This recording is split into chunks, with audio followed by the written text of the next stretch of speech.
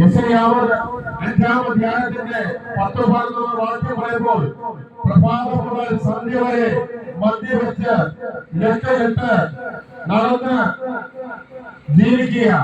തന്റെ കുടുംബം എന്താണെന്നോ തന്റെ തലമുറ എന്താണെന്നോ ഒരു ബോധവുമില്ല. മദ്യപാനിയുടെ മക്കൾക്ക് നല്ല വിദ്യാഭ്യാസമില്ല. മദ്യപാനികൾ വീട്ടിൽ സമാധാനമില്ല. മദ്യപാനികൾ വീട്ടിൽ നല്ല ആഹാരമില്ല. മദ്യപാനി കിടക്കുന്നത് ചോർന്നിരിച്ച ഭവനങ്ങളിലാണ്.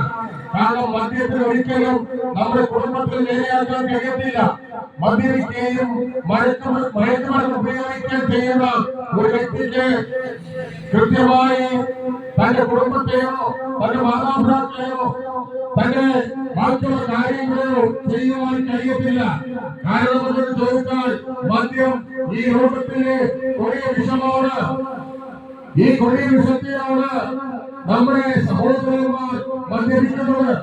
ഇന്ന് സ്കൂൾ ക്യാമ്പസുകളിലും കോളേജ് ക്യാമ്പസുകളിലും വളർന്നു വരുന്ന തലമുറ മദ്യത്തിനും മയക്കുമരുന്നിനും അടിമയായി തീർന്നുകൊണ്ടിരിക്കുമ്പോൾ നമ്മുടെ മക്കൾ കലാലയങ്ങൾ പഠിക്കുവാൻ വേണ്ടി പോകുമ്പോൾ മാതാപിതാക്കൾ വളരെ സന്തോഷത്തോടുകൂടി തന്റെ മക്കളെ സ്കൂളിലും കോളേജിലൊക്കെ അയക്കുമ്പോൾ അവർ ഉപയോഗിക്കുന്ന ലഹരി എന്തെന്ന് അറിയാൻ കഴിയുന്നില്ല.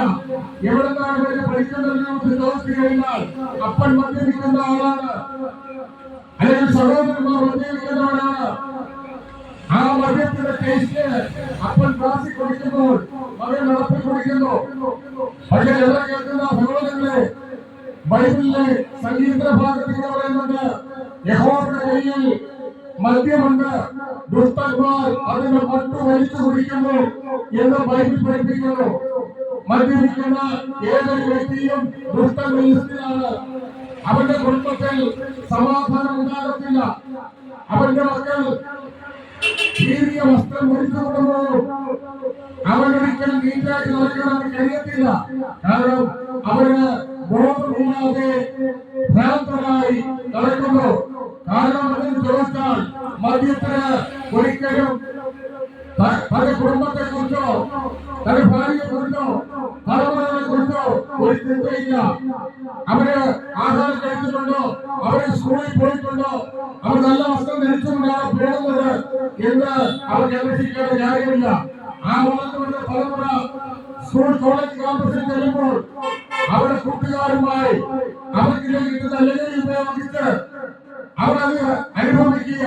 അവരും കുറച്ചു പ്രായത്തിൽ തന്നെ സംഭവം പാൽപ്പരാക്കും പാൽ മസാല ഉപയോഗിച്ച് മദ്യത്തിന്റെ അരിക്കായി അല്ലെങ്കിൽ മയക്കുമരുന്നിന്റെ അരിക്കായി തീരുമ്പോൾ കുടുംബത്തിൽ ആകപ്പാടെ സമാധാനം നഷ്ടപ്പെട്ടു പോയി.